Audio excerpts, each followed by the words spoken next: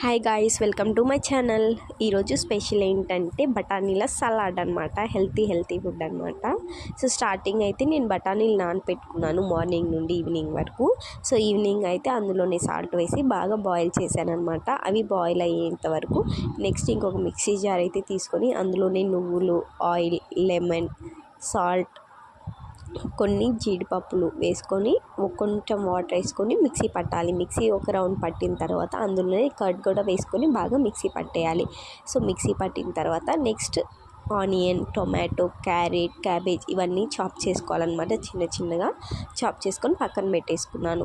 So ఈ బఠానీలు అయితే మనకి ఉడికిపోయాయి అనమాట. బఠానీస్ అయితే తీసేసుకొని బాండీ ఆన్ చేసుకొని అందులోనే ఆయిల్ వేసుకొని ఈ బఠానీస్ వేసుకొని కొంచెం సేపు ఫ్రై చేశాను. సో అందులోనే సాల్ట్, కారం, గరం మసాలా వేసుకొని బాగా ఫ్రై చేశాను అనమాట, క్రిస్పీగా ఉండడానికి.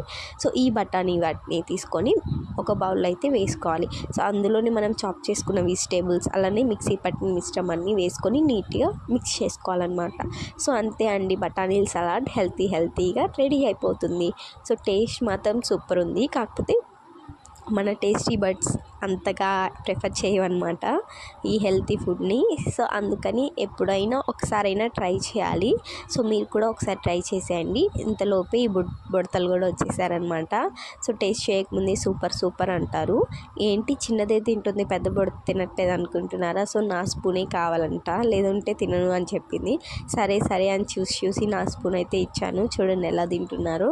బుడ్డది మాత్రం నోట్లో సరిపోకపోయినా కూడా కుక్కుకొని మరీ తింటుంది. అంత బాగా నచ్చినట్టుంది వాళ్ళకి. సో నా రెసిపీ అయితే ఈసారి కూడా ఫ్లాప్ అవ్వలేదు. సో మీరు కూడా ఒకసారి ట్రై చేసేయండి healthy salad. See you in next vlog. అప్పటి వరకు చలో బాయ్.